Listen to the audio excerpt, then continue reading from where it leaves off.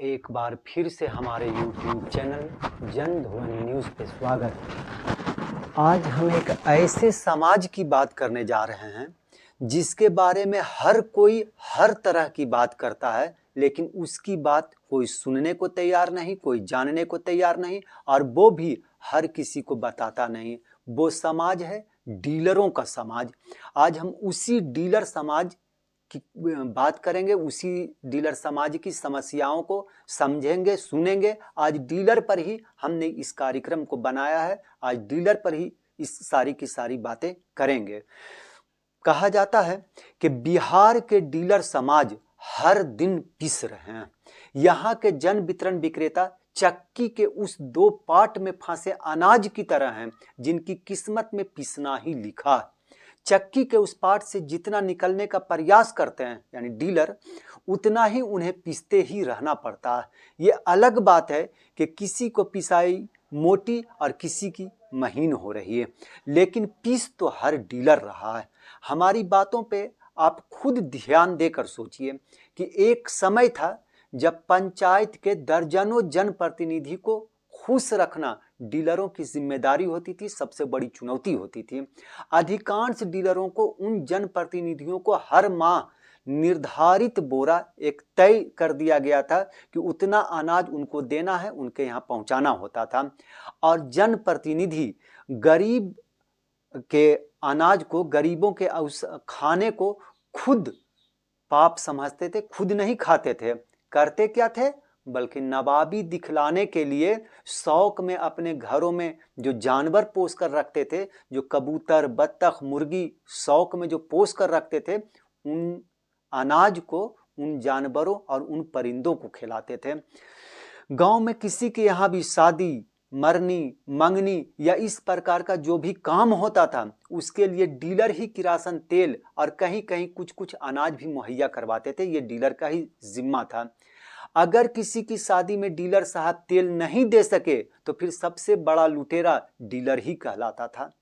पूरा गांव उस डीलर के खिलाफ एक हो जाता था और फिर पूरी एकता के साथ मिलकर अधिकारियों को डीलर के खिलाफ आवेदन दिया जाता था।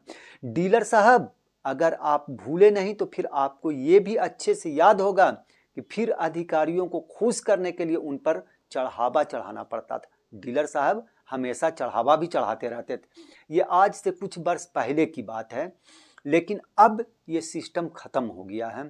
अब नए सिस्टम के अनुसार ये सारी बातें करीब करीब लोग भूल गए हैं और अब डीलरों का सारा डिटेल ऑनलाइन मशीन पर हर समय हर किसी को दिखता रहता है, हर कोई देख सकता है। लेकिन हमारा एक सवाल कि क्या ये बातें अधिकारियों को नहीं पता कि गोदाम से अनाज लोडिंग अनलोडिंग में बोरे से कुछ ना कुछ अनाज गिर जाता है। और ये स्वाभाविक भी बात सी है, अगर घर से भी हम अनाज लोड करते हैं, उतारते हैं, तो कुछ ना कुछ बोरा से गिर जाता है। और इसके अलावा गोदाम में रखे रहने यानी दुकान में रखे रहने की वजह से कुछ अनाज के बोरों को चूहा भी खा जाते हैं, कुतर देते हैं। इससे डीलरों को काफी नुकसान होता है। इसके बावजूद, सारी बातों को जानने के बाद भी अधिकारी अगर निरीक्षण को डीलर के दुकान पहुंच गए और एक बोरा भी अनाज कम हो जाए तो इसका भुगतान डीलरों को भुगतना पड़ता है। हो सकता है कि लाइसेंस रद्द और प्राथमिकी तक दर्ज कर दी जाए। डीलरों को चोर कहलाने का ठप्पा लगेगा, वो तो अलग से। आज हम लोग डीलरों पर और क्या जुल्म हो रहा है, डीलर कौन कौन सा जुल्म बर्दाश्त कर रहे हैं, आज इस खबर में, इसी कार्यक्रम के तहत हम लोग सारी बातें जानेंगे, सुनेंगे कि डीलरों की सच्चाई क्या है और उनके ऊपर लगे दाग का जवाब देने का प्रयास हम लोग आज करते हैं। डीलरों का हर दिन यही रोना रहता है कि गोदाम पर से ही अनाज कम दिया जाता है और उसको रोकने के लिए सरकार ने अब तक कोई ठोस कदम भी नहीं उठाया।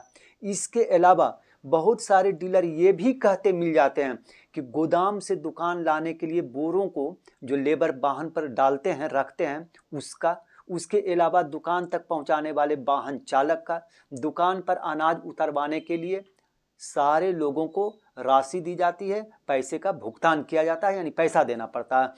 बाहर वाहन ड्राइवर को यानी गाड़ी के ड्राइवर को तो खास तौर से खुश रखने का प्रयास किया जाता है, क्योंकि अगर ड्राइवर साहब खुश नहीं हुए तो फिर बोरे से अनाज कम भी हो सकता है, निकल भी सकता है।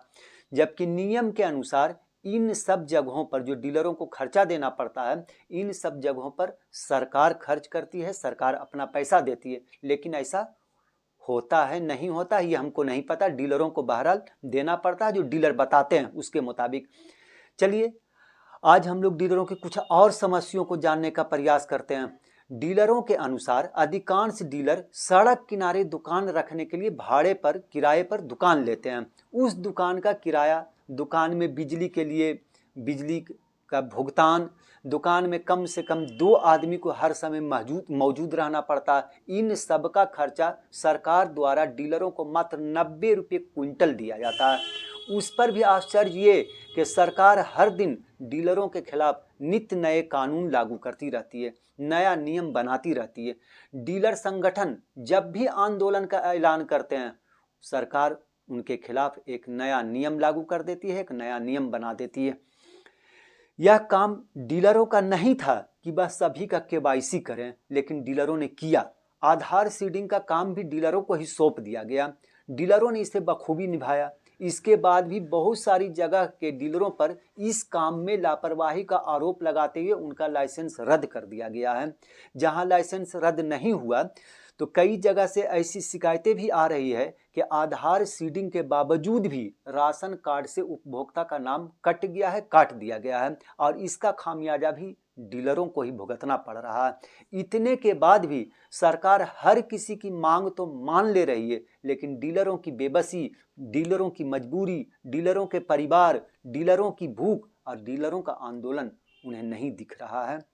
सरकार की रवैये की हद तो ये है कि अपनी मांगों के समर्थन में लगातार 11 दिन से 80 वर्ष के एक व्यक्ति अंबिका प्रसाद यादव जी बिहार की राजधानी पटना के गर्दनी बाग स्थित धरना स्थल पर आमरण अनशन कर रहे हैं।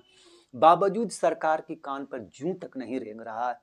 अब तक सरकार के एक भी मंत्री या अधिकारी ये कहते नहीं दिख रहे हैं कि आपकी समस्याओं पर गौर किया जाएगा, आपकी बातों को सुना जाएगा, आपके साथ बैठकर बातचीत की जाएगी।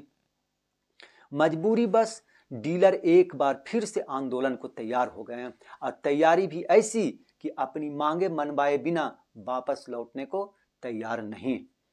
अब करो या मरो का ऐलान कर चुके हैं।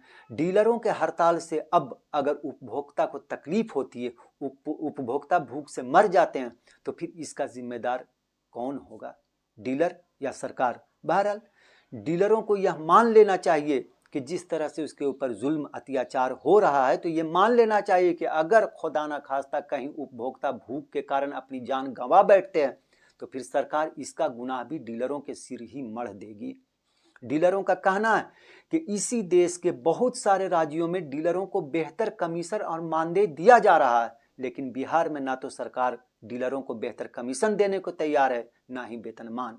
सबसे हैरत की बात तो यह है कि केंद्र सरकार ने यह कानून लागू कर दिया है कि अब डीलरों को रजिस्टर रखने की कोई ज़रूरत नहीं, क्योंकि ई पॉस मशीन में लेन देन से संबंधित सारा डिटेल मौजूद होता है। इसलिए जो भी अधिकारी डीलर की दुकान पर जाएं, वे रजिस्टर न मांगे, बल्कि पॉस मशीन से ही मिलान करें। केंद्र सरकार के आदेश के बाद भी बिहार में अब तक इतनी सी बात को भी सरकार ने लागू नहीं किया है। इसी बात से अंदाज़ा लगाया जा सकता है कि बिहार सरकार का रवैया डीलरों के प्रति कितना नरम या कितना गर्म, कितना सख्त है, समझ सकते हैं। लेकिन अब डीलरों ने भी ऐलान कर दिया है कि 1 फरवरी से हम लोग अनिश्चितकालीन हड़ताल पर चले जाएंगे और तब तक वापस नहीं लौटेंगे जब तक सरकार हमारी मांगों को पूरा नहीं कर देती। आज की खबर में बस इतना ही। आगे की खबरों के लिए बने रहें हमारे साथ। आपको ये वीडियो पसंद आया हो तो इसे लाइक करें और सब्सक्राइब करना ना भूलें। कमेंट कर ज़रूर बताएं कि आपका मेरा ये वीडियो कैसा लगा।